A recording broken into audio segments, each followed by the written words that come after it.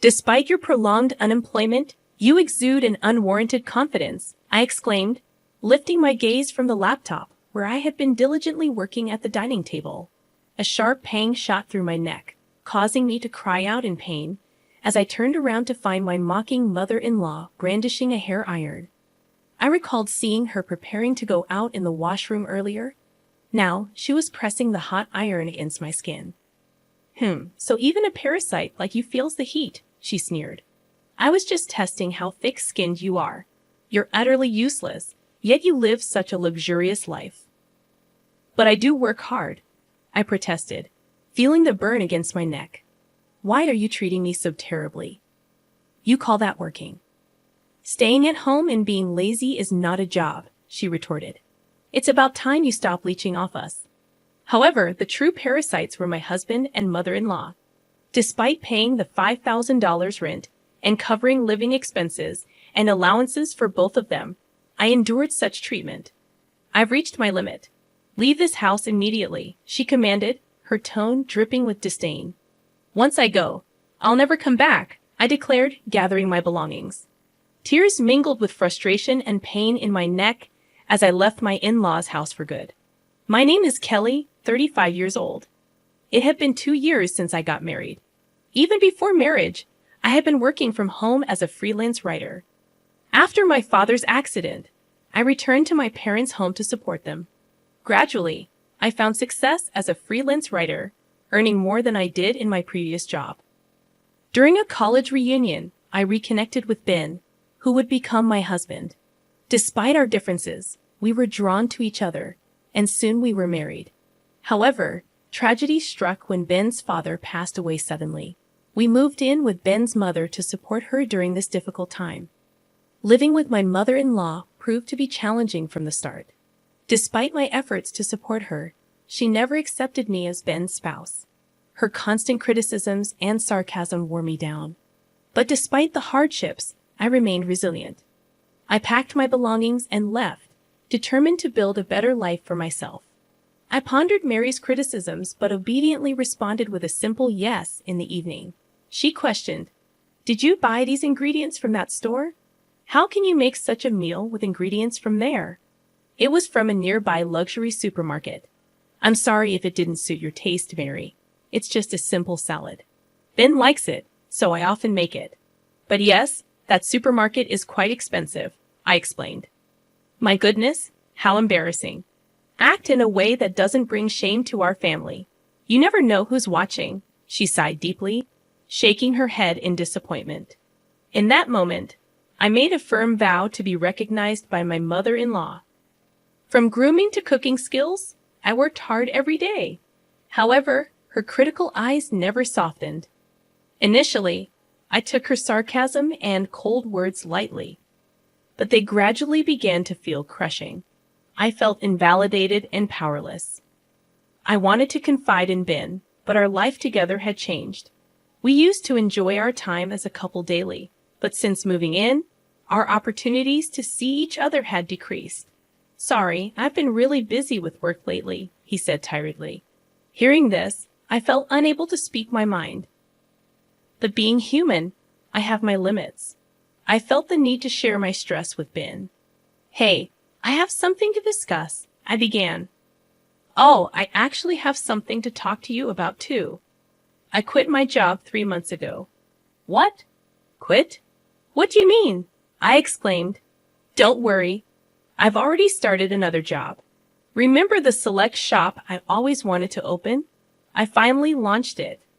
I'm co-managing it with Senior Eric," he revealed. "You never mentioned any of this before," I responded, surprised.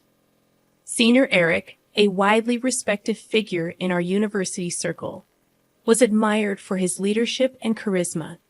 He had successfully developed and sold a game app in college and started a startup with friends, showcasing his talents.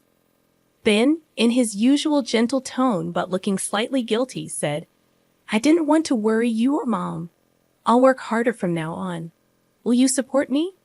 I was moved by his words yet hesitant. "I'll support you, but about the rent for this house, can you cover all of it?" Ben looked at me earnestly and pleaded, "Please, Kelly. This has always been my dream. It's taking longer than expected to turn a profit. That's why I want to invest more in advertising. I'll definitely get this business on track before we leave here. I need your help to do that." Moved by his passion and earnestness, I couldn't refuse.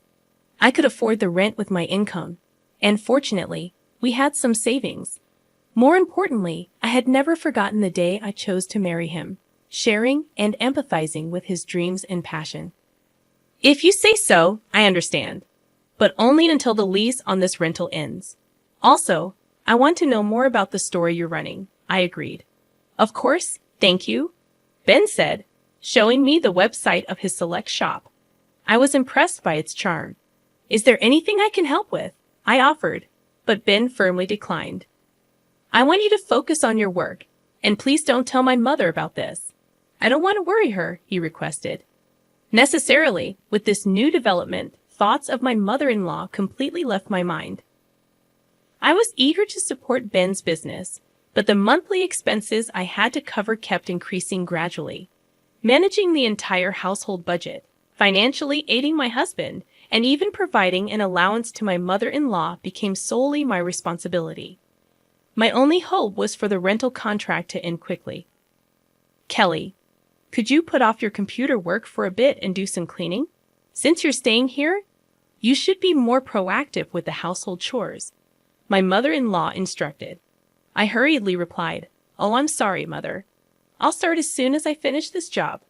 "This is your job. Enough excuses. Get it done quickly." "We have guests coming this afternoon. After you're done cleaning, please leave the house," she insisted. My relationship with my unaware mother-in-law remained unchanged over time. On days when she had guests, I always had to vacate the house after finishing the cleaning. It seemed I was bothering her. Fortunately, I could work anywhere with my laptop, which was a small consolation. However, one day held a different outcome. When I returned home in the evening, my mother-in-law, looking satisfied, greeted me with, "Welcome back. I tidied up your room." Confused, I rushed to my office. The room was indeed tidied, but my belongings were organized. In the center were a large suitcase and 2 duffel bags. "What does this mean, Mother?" I asked. "This room was initially prepared for guests. I can't accept someone with your lack of housekeeping skills using it. If you want to use this room, you'll have to pay an appropriate fee. If you don't like that, leave immediately. Don't expect to live luxuriously here for free," she declared. I swallowed my words. Why must I endure such treatment? As I silently bowed my head, my mother-in-law said with satisfaction, "I'll say it again. I don't accept you as Ben's wife." With that, she huffed and returned to the living room. Tears welled up in my eyes from frustration. I tried to contact Ben, but he didn't answer his phone. After messaging him about the incident, he replied, "Please bear with it a little longer." Unable to contain my anger, I poured out everything to Ben when he returned late at night. "Just hold on a little longer. I'm stressed with work too. Don't worry about my mother. It's just a bit more endurance," he said. "I'm paying the full rent, and now she wants me to pay for my room too. I can't tolerate her unreasonable demands any longer," I protested. After hearing this, Ben hurriedly tried to call me. "I'm really sorry. I'll talk to her once we leave here. You won't have to see her again. Please just bear with it for a little while longer," he pleaded. "Soon, and then I'll never have to see her again." Ben's words slightly eased my anger. The next day, Ben seemed to be talking to his mother. Before he left, we had breakfast together, but there were no usual sarcastic remarks from my mother-in-law. Since my room was tidied up, I decided to continue working at the dining table. "Are you leaving today?" My mother-in-law's words made me look up from my computer. Instantly, I felt a sharp pain in my neck. "Ouch, that's hot," I screamed, turning around to see my mother-in-law with a smirk, holding a hair iron.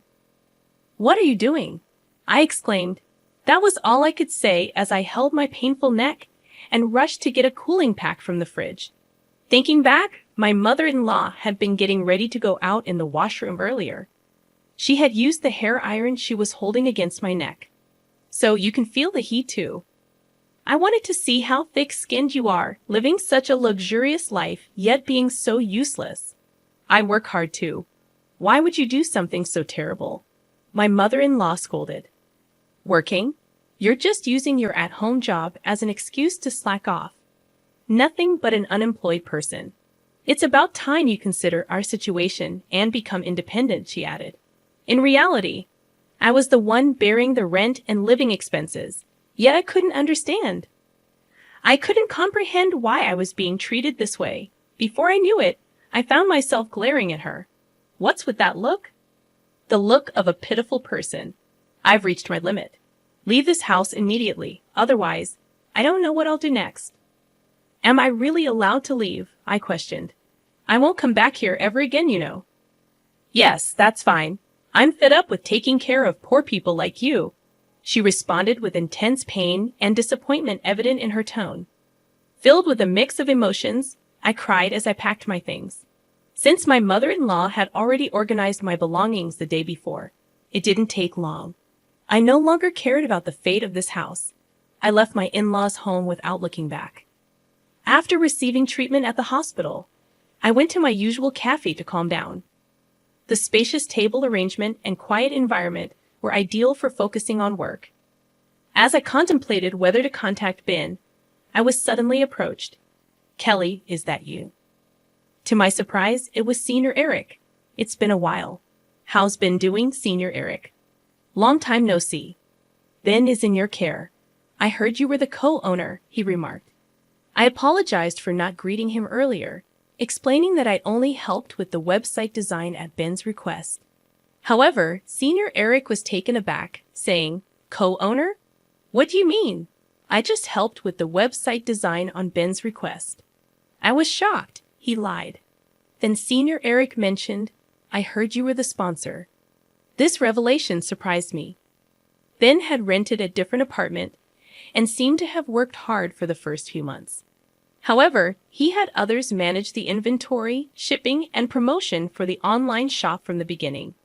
Despite Senior Eric's advice to do it himself, Ben insisted it wasn't the role of a businessman.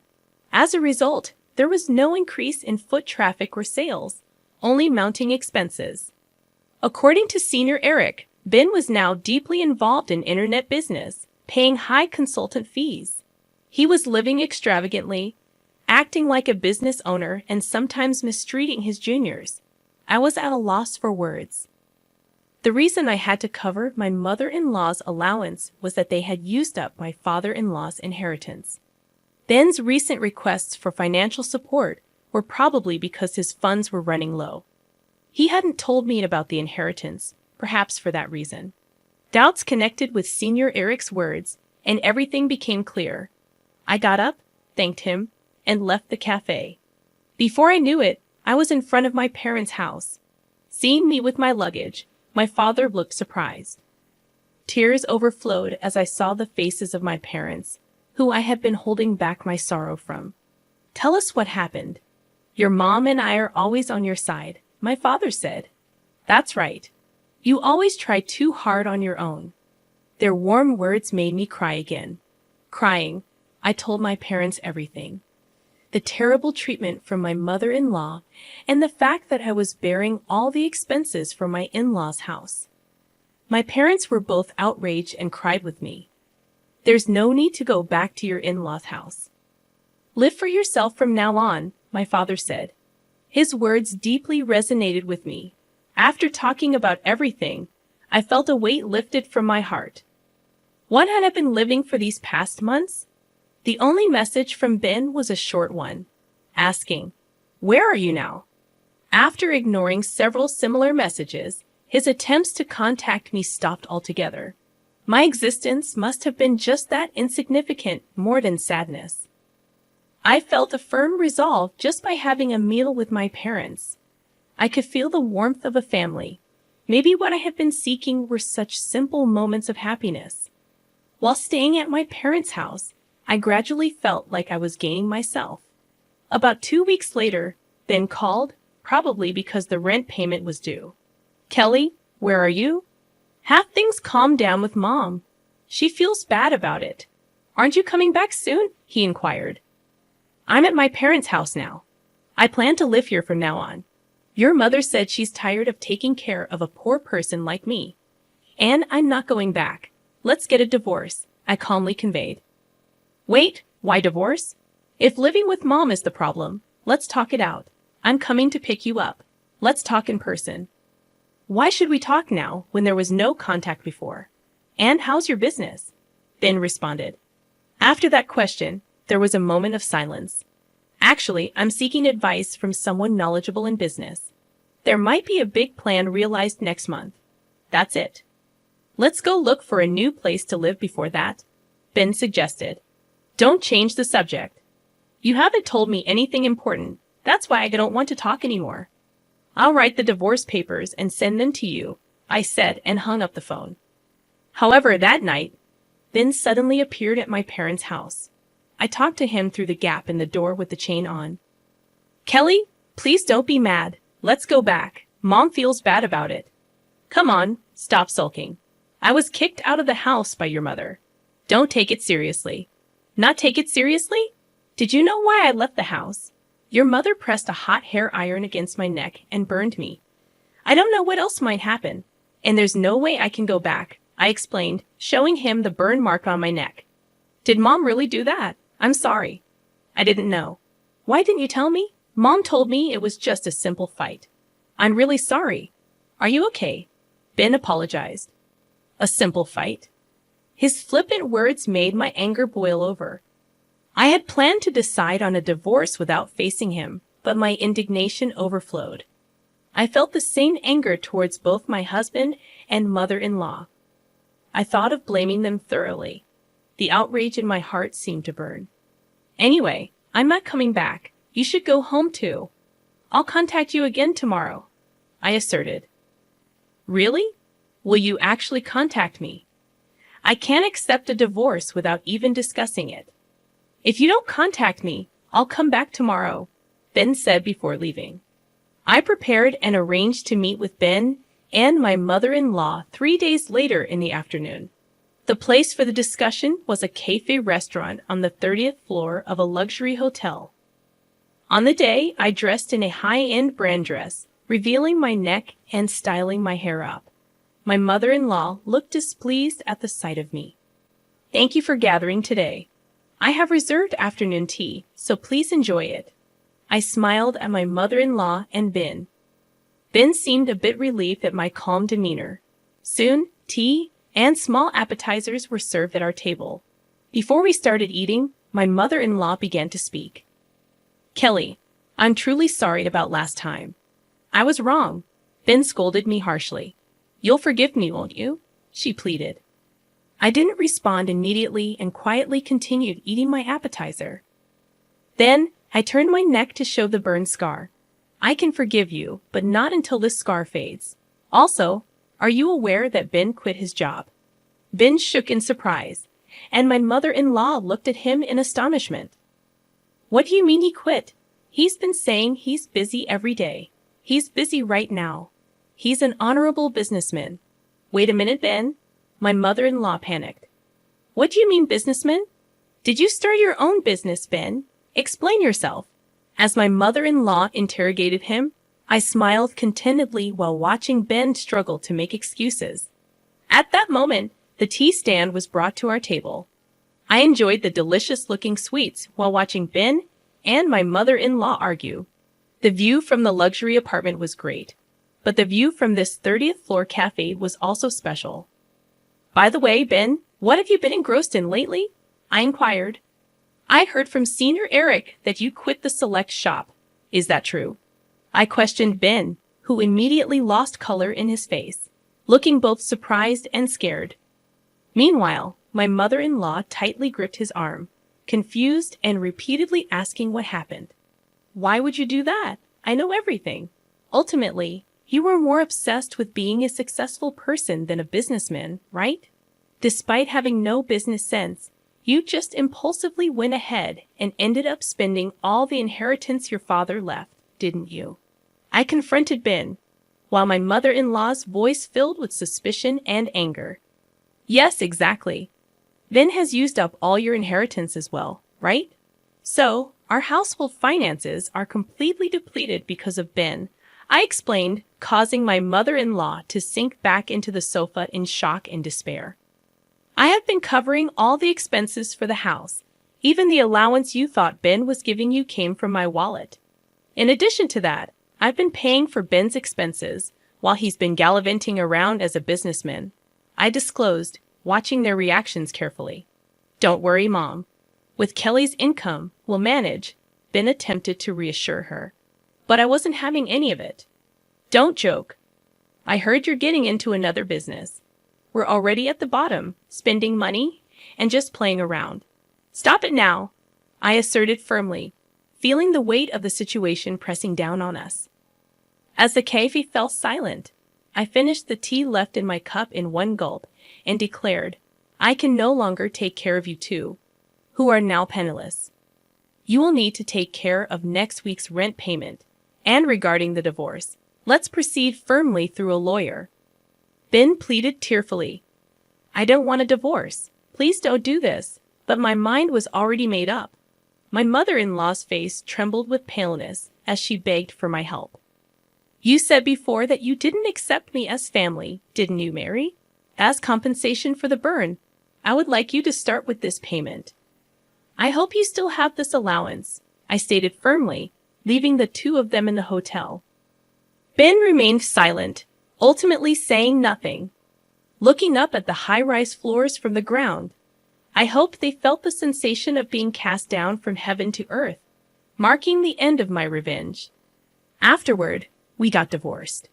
Ben resisted at first, but when I threatened to report my mother-in-law to the police, he quickly agreed. I couldn't forgive my mother-in-law, but her disappearance from my sight would erase her from my memory. For that reason, I demanded a substantial amount from Ben for emotional distress. Later, they apparently moved to a cramped apartment.